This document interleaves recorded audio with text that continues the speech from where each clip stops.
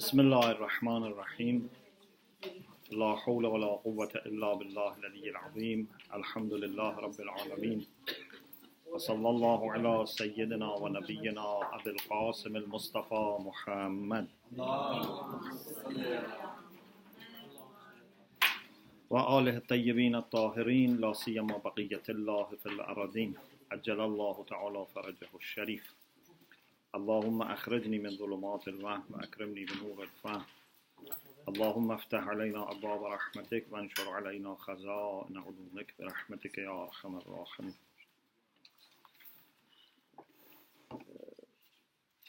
We thank Allah subhanahu wa ta'ala for giving us tawfiq to start the 10th semester of the Hawza Ilmiya of England. And this is our first Akhlaq session in the 10th semester, alhamdulillah. We are on page 187 of volume 7 of Al-Mahjjah al-Baydaa, Kitab al-Sabr wa Shukr, page 187 of volume 7. We still have a large part of Kitab al-Sabr wa Shukr remaining. So I decided to move faster in this semester. So maybe we read less so that we can cover more. The last point that we discussed before holidays was about the fact that money or position, al-mal wal-jah, these are blessings. But why are they blamed, or sometimes you find we have discouragement about them? If they are ni'mah, why we find that there is literature, lots of hadith, Quran about warning people about money and position? The answer was that these are things that are useful, but for the people who know how to use them, how to approach them. But because, unfortunately, most of people don't approach them properly, then we have to warn people. It's like, for example, if there is a snake which has poison, this poison, for a person who is familiar with snakes and knows how to control them and take the poison out without being bitten and use it for medicine, is very good. But most of people are not able to approach a snake and protect themselves and indeed bring something good for themselves out of it. So what should you do? You should encourage people to go towards a snake, or you have to be warning them. Especially, he gives the example that if this person has a child at home and is worried that if in front of my child I take this snake and bring the poison out, he may then start playing with snakes and also try to copy me, but then he will be beaten. So what he would do, he would distance himself from this snake and says, this is not good. Don't go close to this. Or a person who is able to dive deep into the ocean and bring pearls from the bottom of the sea or ocean. because he knows how to dive and how to swim, how to keep his breath, in the ocean. He's okay and he benefits. He can make lots of money from this. But if he lets his child to do the same, the child may get drowned and may kill himself. So he has to even himself avoid it so that the child would not try to imitate him. So, although money can be very good, position can be very good, but they are only very good for very exceptional group of people. For Anbiya is very good, for Awliya is very good, but they are worried that if they have lots of money or dunya, other people may follow them without being able to distinguish between good side and bad side. So they may end up with harming themselves. So they talk to people, don't go towards money, don't go towards position. Yeah? So this is a summary of what we discussed, and the next about 2 pages. I only read part of this section.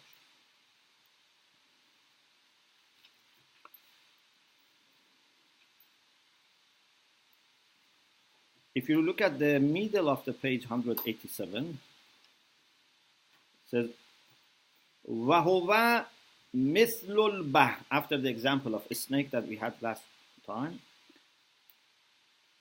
like bahr, sea. الَّذِي تَحْتَهُ أَصْنَافُ الْجَوَاهِرِ وَاللَّآلِ. Beneath the sea, on the sea bottom, yeah, there is seabed, there are jawahir, jewelries, and la'ali, pearls. So whoever is able to dive into the sea and knows swimming and diving, ظَفَرَ بِنِعَمِهِ, he would benefit from these blessings. وَإِنْ خَاضَهُ جَاهِلًا, but if he's ignorant, he doesn't know how to dive, then فَقَدْ حَلَكَ, he would be destroyed. فَلِذَلِكَ مَدَحَ اللَّهُ تَعَالَى الْمَالِ وَسَمَّاهُ خَيْرًا. In the Quran, mal is sometimes described as khair. Mal is described as qiyam. لا تؤتوا السفهاء أموالكم التي جعل الله لكم قياما. Yeah, so mal is good. حب الخير means حب المال. ومدحه رسول الله صلى الله عليه وسلم. Rasulullah also praised. For example, Rasul said, نعم العون على تقوى الله المال. What a good help for piety, for fearing God, is mal. Or the same is about jah, to have good position in society, to have honor in the eyes of people. These are very good things. So they are not bad things, they are ni'mah. But لكن المنغول في مدحهما قليل والمنغول في ذم المال والجاه كثير. But we have much less praise than blame. Many texts blame, rarely you find praise. This is not contradiction.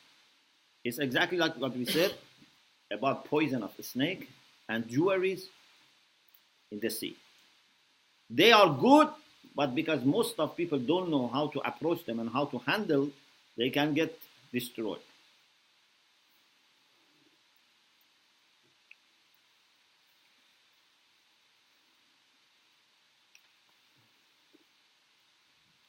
He says, if they were essentially bad, if there was something bad in the essence of money or in the essence of position, then Allah would not have given this to some of his prophets and messengers.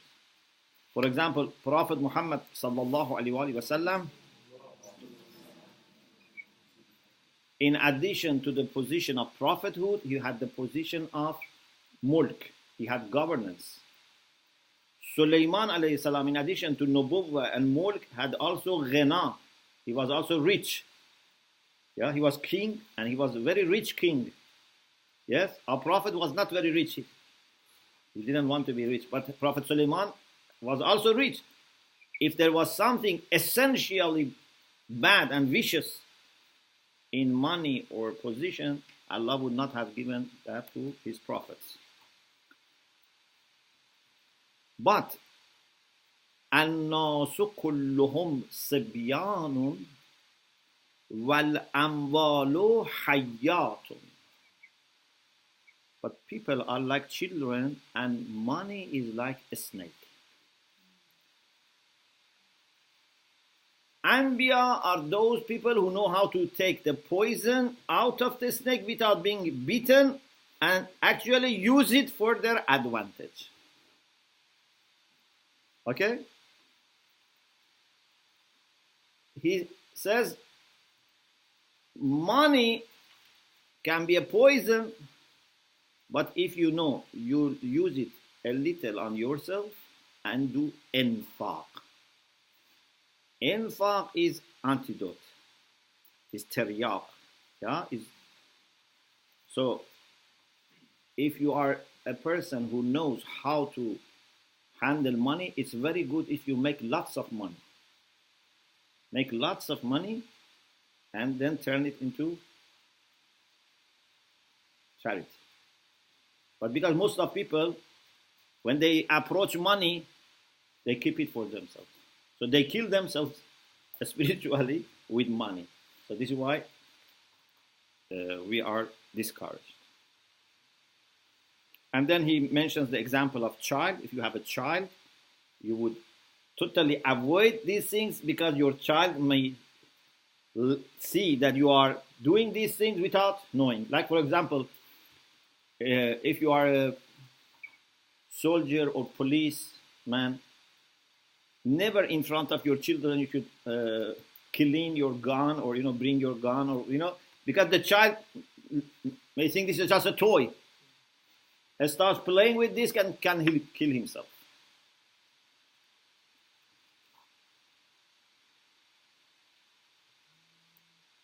He says, Al-Ummatu Ummah fi hijr al-anbiya, on the laps of the prophets, are like children. Rasulullah said, according to what is in Sahih Muslim, Innama ana lakum mithlul walid liwaladihi. I am for you like a father for his children. So, this is one point that I think, alhamdulillah, it's clear, and we can go to the next question. So we go to page 189. Another question. If you remember, we had en qulta qultu, that finished. Now the next en qulta, the next question or objection that we want to answer is this. What is the meaning of tawfiq? What is the meaning of hidayah? What is the meaning of tasdeed, rushd, ta'eed? If you remember, we had this before and I gave you some explanation. But now it is the time to expand. He wants to say, what is tawfiq? What is hidayah? 3 levels of hidayah. And then about rushd, tasdeed, ta'eed. فَإِنْ قُلْتَ فَمَا مَعْنَى النِّعَمِ التَّوْفِيقِيَّةِ. What are those blessings which are related to tawfiq? What is the meaning of those blessings which are related to tawfiq?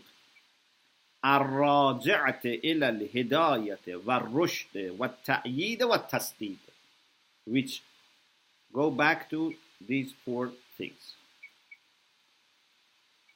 This is the question. فَعْلَمْ. Please be informed. Now we want to explain all these things. Tawfiq, we had, alhamdulillah, detailed discussion. Yeah.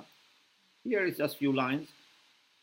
Tawfiq, as we said, comes from wifaq, which means to bring together. Wifaq means to be together. Tawfiq means to bring together, to put together. فَاعْلَمْ أَنَّ التَّوْفِيقَ لَا يَسْتَغْنِي عَنْهُ أَحَدٌ. There is no one who doesn't need tawfiq. Everyone needs tawfiq. وَهُوَ إِبَارَةٌ. Tawfiq consists in التأليف والتلفيق بين إرادة العبد وبين قضاء الله وقدره. Tawfiq means to bring together. Ta'lif comes from ulfa, means to bring together. Okay, talfiq means to collect. You want something, but this is not enough. Lots of other factors should come together. Pardon? Talfiq. Ta'alif. Talfiq means to bring together. Your irada is part of it. Okay, but it's not all of it. They say a boy was thinking of marrying a girl. They asked him, how much progress you have made? He said, 50%. I said, very good, 50% progress. How? He said, I want them, but they don't want me. So, 50%. This 50% is like zero. Because progress starts after this 50%. Yeah? So if you manage to change their opinion for little, then you can say 1% progress.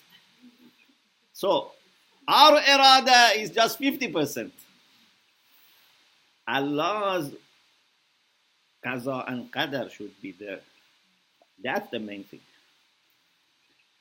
If his qaza and qadar are there, then he brings other factors together so that we get what we want. We had detailed discussion about qaza and qadar in aqaid, so we don't need to repeat. So, tawfiq is at-ta'lif wa-talfiq bayna iradat al-abd wa bayna qada'illahi wa qadarihi. وَهَذَا يَشْمُلُ الْخَيْرَ وَالشَّرَّ. Literally, tawfiq can be for good or for bad.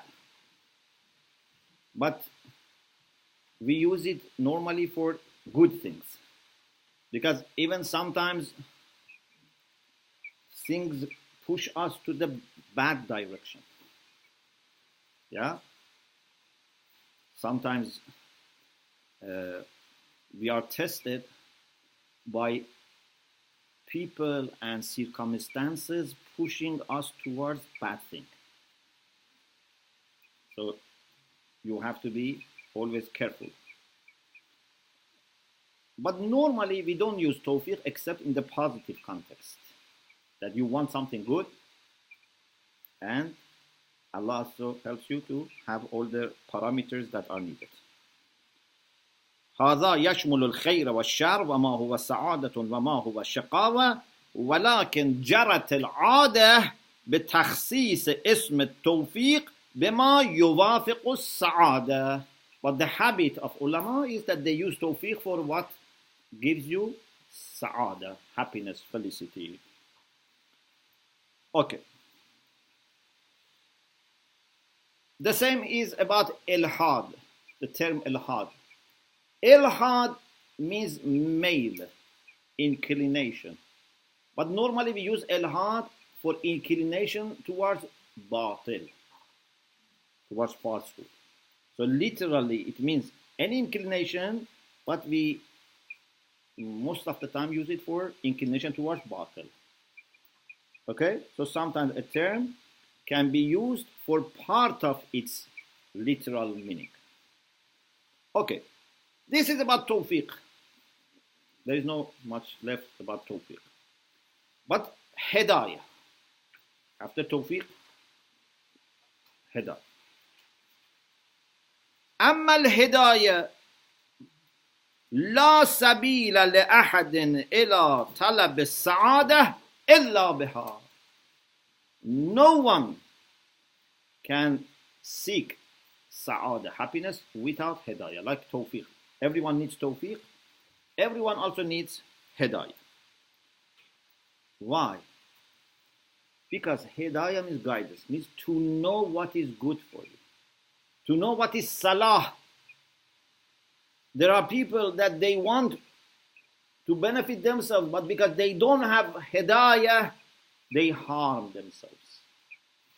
So hidayah is to be able to identify what is beneficial, what is good, what is right.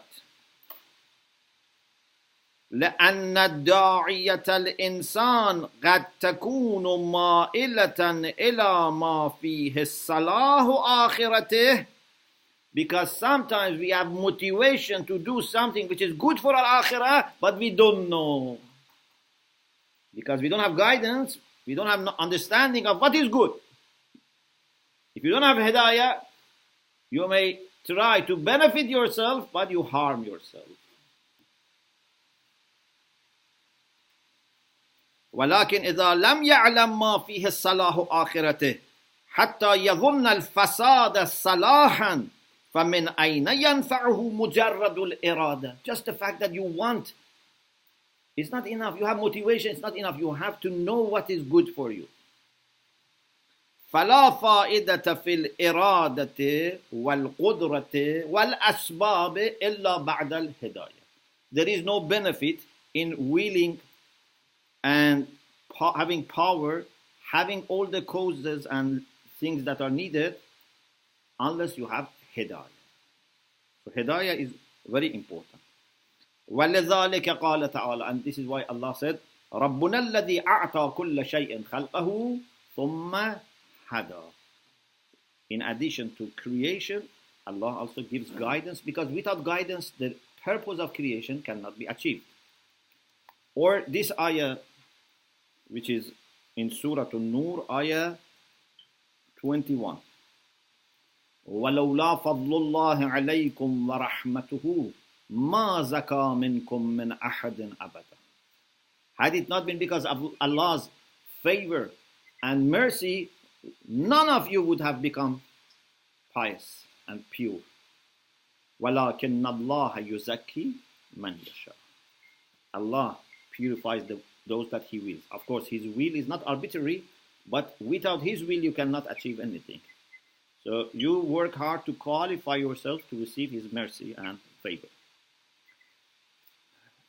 There is a hadith from Rasulullah according to Sahih Muslim, ما من أحد يدخل الجنة إلا برحمة الله تعالى. There is no one who goes to heaven unless because of mercy of Allah. أي بهدايته. Mercy, at least part of it, is hidayah. Then when Rasulullah said this, some people said, Wala anta ya Rasulallah. Even you don't go to heaven except with the mercy of Allah. Rasulullah said, Wala ana. Even I don't go to heaven without His mercy.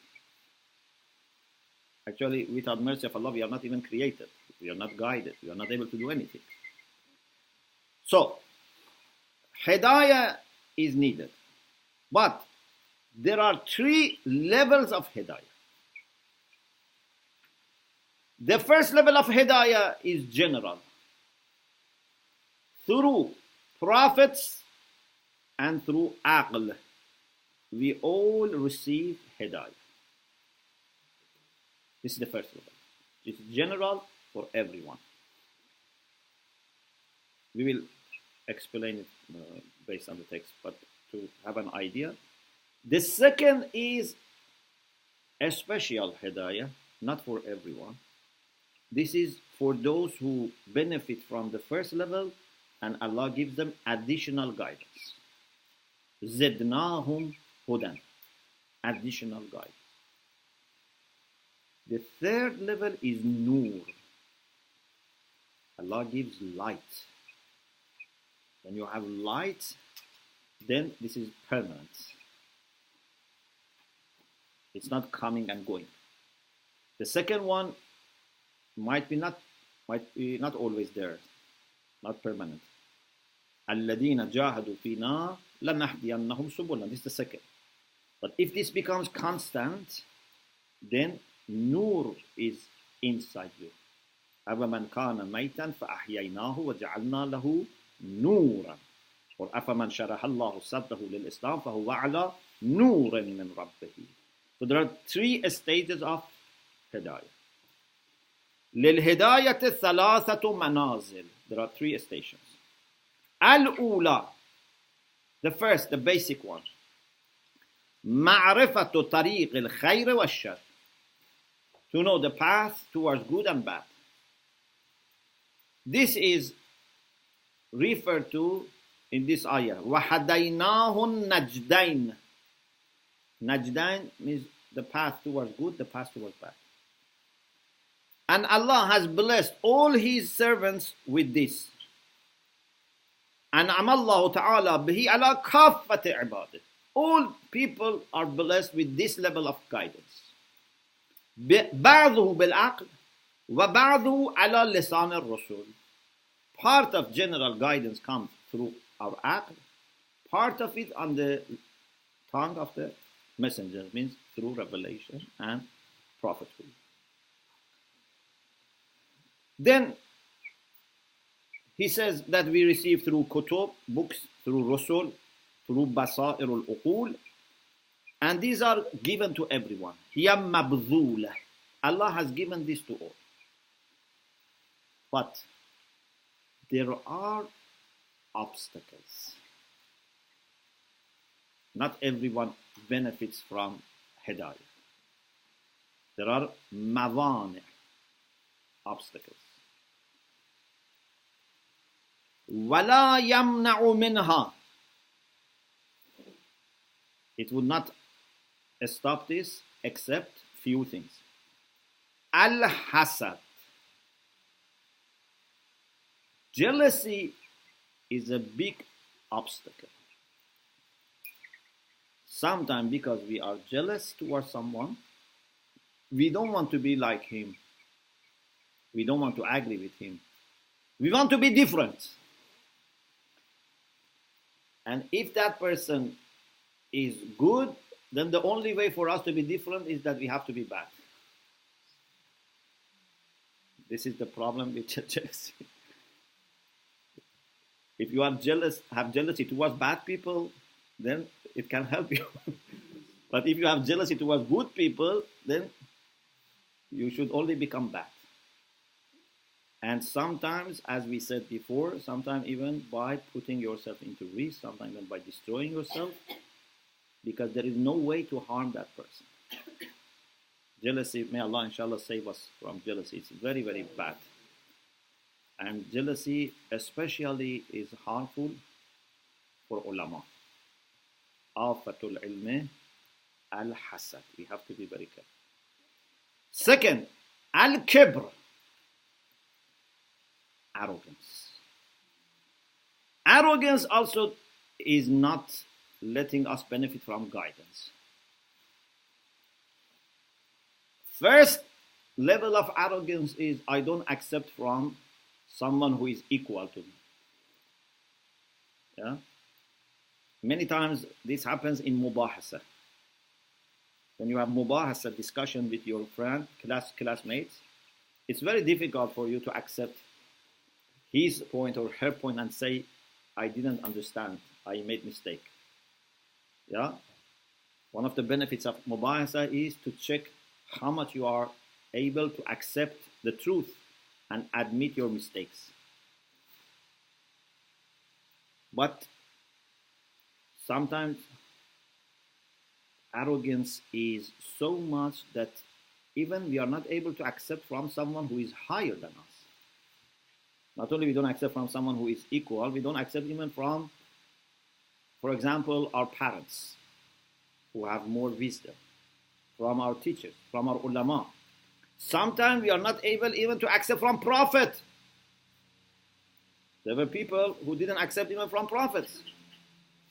And if you read the tafsir of the ayah, سَأَلَ سَائِلٌ بِعَذَابٍ وَاقِعٍ, you see that when, for example, Rasulullah, according to instruction of Allah subhanahu wa ta'ala, declared Imam of Amirul Mu'mineen, one of people went to Rasulullah. He said, you ask us to worship God, we listen. You ask us to pray, everything we listen. Now you ask us to, after you follow your cousin, is this from you or from God? And Rasulullah said, it's from God. So he said, oh Allah, if this is right, it is from you, destroy me. Send a stone from the sky, destroy me. And before he reached his horse or camel, I don't remember the details, Azab came and he was killed. So it reaches the point that he says, if this is from God, God should destroy me. What's the point? Maybe he thought he can put prophet into a big problem, because if people see that he has survived, then it shows that Na'udzubillah, Rasulullah did it according to his own wish. Anyway, this is arrogance. You don't accept. He could have said, oh Allah, if your Rasul is right, give me a sign, show me a mu'jiza. It was not needed because you already believed in him, but it was understandable. He needed more evidence. But to say, if this is true, kill me, this is arrogance. Okay? So, kibr, hubbud dunya. The third obstacle for hidayah is hubbud dunya. Because if dunya is your aim, then you cannot go after what guidance is showing you.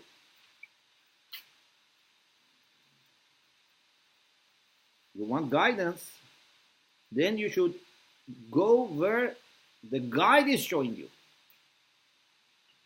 But if you have hubbud dunya, you want to do everything in order to gain dunya. Sometimes we cheat. We, talabe or mu'mineen who have listened to some lectures, have read some books, even they don't have knowledge, but they know enough to cheat. They try to present dunya as something good. Say, no, we are not interested in dunya. We are interested in religion, in faith, but indeed it's all just to cover up. Hubbud dunya would not let us really go after guidance. This is the third obstacle.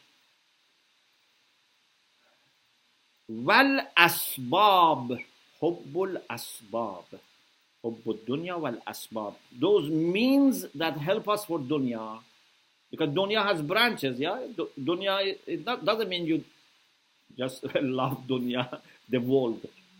Dunya means money. Dunya means power, means food. I don't know, position, this type of thing. Allati tu'mil qulub. They blind your heart, not your eyes.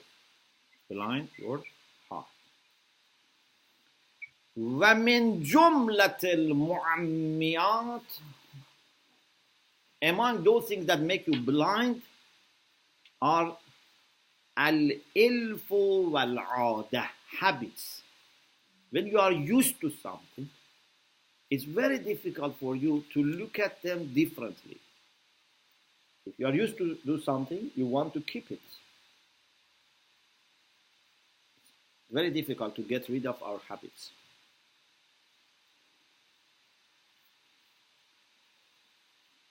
For example, Allah subhanahu wa ta'ala says in the Quran that some people who didn't listen to the prophets, they said, "Inna wajadna aba'ana ala ummah." This is Surah Zukhruf, verse 21. We have found our fathers on a certain path, certain tradition. We want to follow it. Means we are used to this. We are brought up with this. We don't want to accept anything new. This is habit. They don't say we have reason for it. Yeah, they just said we have found our parents doing this and we have to do the same.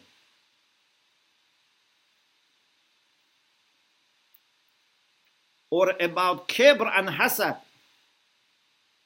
Surah Al-Zukhruf, verse 31. وقالوا لولا نزل هذا القرآن على رجل من القريتين عظيم يعني رجل عظيما. Why Quran is not revealed to a great man from Qaryatain, from Mecca and Medina? Why Quran is revealed to a person who is an orphan, who doesn't have a big, tribe under him? Although Rasulullah belonged to a big tribe, but he didn't have lots of soldiers and lots of people. For them, greatness was not greatness in character, greatness in akhlaq. Greatness for them was money and weapons and horses and gold and silver. So they say, why Quran is not revealed to someone who is great from these two towns? This is jealousy and arrogance. Or أَبَشَرًا مِنَّا وَاحِدًا نَتَّبِعُهُ. Surah Qamar, verse 24. Shall we follow a man from among ourselves? He is one of us. Why we should follow him? It's arrogance. First of all, he was not similar to them. But even if he was similar to them, when Allah says you have to follow him, you should follow him. So these are things that blind people. The second level. So this was general guidance through aql, through revelation. We all receive it, but there are things that can be obstacles. Hubbul hasad, hubbul jah, kibr, and this type of thing. Second level. Question?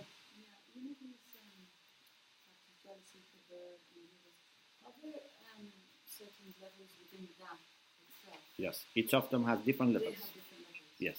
So you could be someone who perhaps they may have some aspects of jealousy, but it is not very strong. Yes. It's not apparent all the time, but can they receive hidayah, or is it the case that if you have any level of this, you don't have hidayah? But, you may, for example, lose 100% of hidayah, you may lose 90%. So there are some levels of hidayah that even believers may have deprived themselves. Yeah? It's not that we are 100% free from these problems. Level 2. الهداية الثانية وراء هذه الهداية العامة. It's beyond this general one. وهي التي يمد الله تعالى بها العبد حالا بعد حال. This is something that Allah helps His servant with condition after condition. Okay, this is renewed, this is repeated. وهي ثمرة المجاهدة. This is the fruit of a struggle. If you struggle for the sake of God, Allah will give you additional guidance. وَالَّذِينَ جَاهَدُوا فِينَا لَنَهْدِيَنَّهُمْ سُبُلَنَا. This is more than aql and nubuwwah. Allah gives you a specific, additional, extra guidance if you struggle. If you implement what you are taught, then you will be given more. Or وَالَّذِينَ اهْتَدَوْا زَادَهُمْ هُدًى. وَالَّذِينَ اهْتَدَوْا means they have benefited from available guidance. If you benefit from what is available, Allah then increases your guidance. Okay? So you can gain more. Al-hidayah al-thalitha, the third, وراء الثانية, is beyond the second. وهي النور. This is the light الذي يشرق في عالم النبوة والولاية. In the world of nubuwwah and wilayah, this light illuminates. بعد كمال المجاهدة. When your mujahada is continued and developed and you are able to be all the time mujahid, then this additional guidance becomes permanent. It's like being given light. Like, for example, you ask me, could you borrow me, could you lend me your torch? I say, Bismillah. The second time you say, could you lend me your torch? Bismillah. Then I see you are using this torch properly and I don't need it. So I said, keep it for yourself. Yeah? But if I give you one torch and I see you don't use it properly, then I may not give you second time. If I see you use it properly all the time and you now need to have it all the time with you, I said, you keep it. So sometimes Allah sends flashes of light.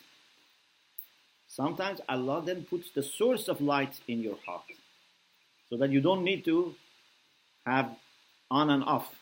You are all the time with light.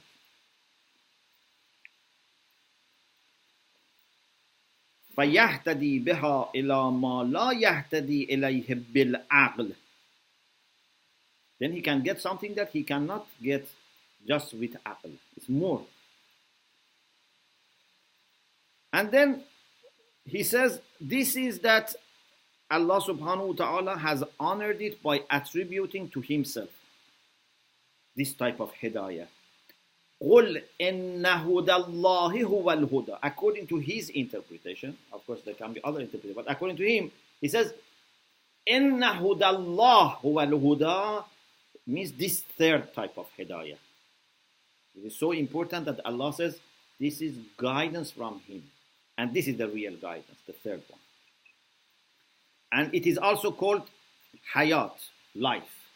أَوَمَنْ كَانَ مَيْتًا فَأَحْيَيْنَاهُ. This is not physical life. This is a spiritual life. وَجَعَلْنَا لَهُ نُورًا يَمْشِي بِهِ فِي النَّاسِ. In the lectures on light, we have explained this. This light is in dunya with you. Maybe you don't see it. Maybe other people don't see this. But with this light, you walk in the society. You take this light with you everywhere. And therefore, as a result, you can see better.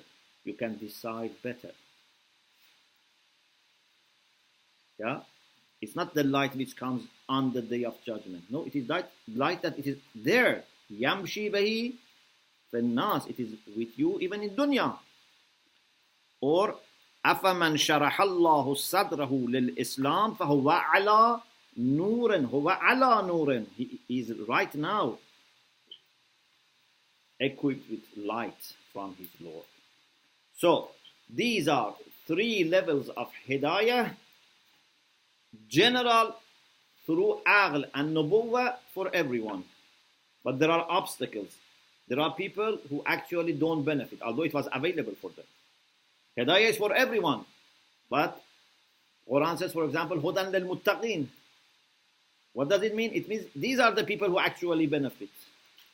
Mu'idatan lil muttaqin. These are the people who actually benefit. Although everyone could benefit. There was no discrimination. The second is when you benefit from the first and you struggle, you work hard, Allah gives you additional specific guidance to you. More than what He gives to everyone. And then if you appreciate this and keep developing it, you go to the third level, and that is you would have permanently light with you. Okay? So these are three levels of hidayah. So we talked about tawfiq, we talked about hidayah, then inshallah we will talk about tasdeed and ta'yeed and rushd, inshallah. We pray to Allah subhanahu wa ta'ala to help us to benefit from all these three levels of guidance, inshallah. Alhamdulillah Rabbil Alamin. Yes. Tawfiq and hidayah. We see in the life of human beings at different levels. For example, we see some of the human beings, even among the Muslim or non-Muslim, they have tawfiq and hidayah right from their birth. So if we see some of the people, for example, the children of Imams who were non-Muslim, but they had a great opportunity to go have this hidayah and tawfiq straight from the birth, how can we differentiate between this kind of tawfiq and hidayah from jabr? This is what we discussed in Aqa'id. The summary is that if Allah subhanahu wa ta'ala knows that through your free will, when you become responsible and mature, you show commitment, then He would support you even from before you become mature and responsible. Like, I know that this child that I have, or this student that I have, even before the time of exams come or before the time of maturity comes, I see there is something in this child or student. There is appreciation, gratitude, commitment. And with my experience, of course, Allah doesn't need experience, but for us, through experience, we can predict. Allah knows the future, so it's more accurate. But even we can be sometimes sure, through experience, we know the substance of this person and the behavior of this person. So because I see that when the time of his exams come, he would be very good, from now I support him more. And this is what is mentioned in Dua al-Nudbah. شرطت عليهم الزهد في درجات هذه الدنيا الدنية وزخرفها وزبرجها. You made condition that they should not be attached to dunya. They should have zuhd. فشرطوا لك ذلك. They accepted the condition. وعلمت الوفاء منهم. And you realize that they are keeping the promise. فَقَبِلْتَهُمْ وَقَرَّبْتَهُمْ وَقَدَّمْتَ لَهُمُ الذِّكْرَ الْعَلِيمِ. Because you knew that they are going to be loyal, you accepted them. And you raised them and brought them near to you. So, when Allah knows that what you are going to become in future, from even childhood, He keeps you away from certain bad things. Especially if Allah wants to guide other people through you. Then Allah, even in childhood, would keep you away from bad things. Because He wants to benefit His people through you. So helps you with not doing bad things that later people would be hesitant to listen to you. So even you see some of the ulama, from childhood, Allah has kept them special. Not only because of them, partly because of them, but partly because through them, Allah has a plan for His people. And also in ziyarat of Lady Fatima. امتحنك الذي خلقك قبل أن يخلقك. We can test afterwards.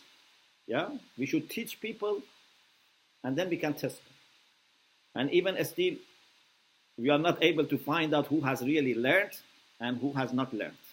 Yeah, sometimes people have techniques to pass exams without learning. Yeah. Or sometimes maybe someone has learned, but just this question, he didn't remember, yeah? He's really learned, but anyway, our exam, even after teaching and all the process, is not accurate. But Allah examines people before creating them.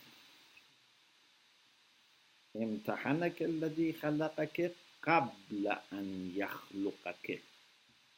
Because for him, past, present, future, all are together. Allah doesn't know future with difficulty. He knows future as easily as he knows the present or the past, because they are all present for him. Yeah? فَوَجَدَكَ لِمَا امْتَحَنَكَ صَابٍ. When did Allah find Lady Zahra patient? After the demise of the Prophet or in difficulties in Medina? No. He found her patient before creating her. So now you should not be surprised why even from childhood she's a special, or why Allah sends a special food to the Prophet. So Lady Fatima has not become a special because of that food. Because Allah knows she's a special, so said, my Prophet, for this special servant of me, you should have a special food. Yes. The one who has the third level of guidance, does that person know that he has the third level of guidance, or that new society? He may see some outcomes, but they are not able to say this is permanent. Mostly, it is through other people saying that you realize that maybe you have this. Okay, so mu'min would never think that I am a special, I am a friend of God, I am wali of awliyaullah. Yeah? People tell him, you are a special, mashallah. Through you we have benefited, But he says no. Till he dies. When he's dying, then he realizes. Yes. Yeah. She was tested before she was created. Yes. So is each of us tested before creation? Yes. And something happens as a result. Yeah.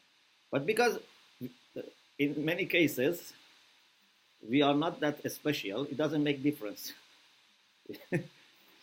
Those who are very bad or very good, it makes difference. Most of people go through normal procedure. Yeah? But for those who are really good and those who are really bad, there can be some kind of arrangement. And this is my understanding also of ahadith of Tina. Tinatul Mu'min, Tinatul Kafir also relates to this issue. It's not that because of your Tina you become good, or because of your Tina you become bad. Then otherwise this means there is no choice, no freedom. Allah knows that someone is going to become a flower, then He puts this flower into a special clay. This clay helps, but is not making that flower that flower. Understand the difference? Like you have a seed and you know that this seed is going to become that flower, a special flower. So you choose a good pot, good soil, good location.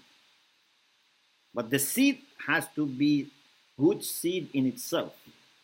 Even if you put bad seed in this clay and pot, it's not going to become good.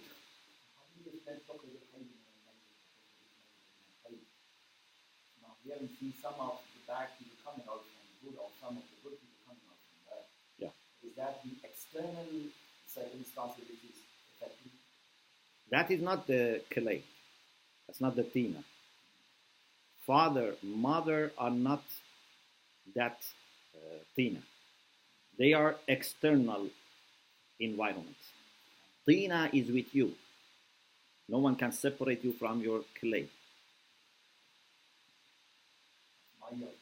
Pardon? It's not mahiyya, it's something fixed with you. You know? You can change people's location, or you can have good families or bad families. But still, these are things that you can manage. But there are things which are attached to you. You cannot change them. But in the case of tina, it's not determining who becomes good or bad. It is determined by who is good or bad. For example, if we have a good, for example, substance like a perfume, we put this perfume in a good container. This good container is always with this perfume. We put it in this room, that room, another place we travel. We keep it with this container. But this container is not making perfume. But we don't put normal water in this container. Yeah? Or something which smells bad in this container. So tina is something like a spiritual container. It's not determining what you are, but it is with you. It suits your function. It helps you, but it's not making you what you are. No. Okay, inshallah we meet bi'iznillah inshallah next week and we continue. Alhamdulillah Rabbil Alamin.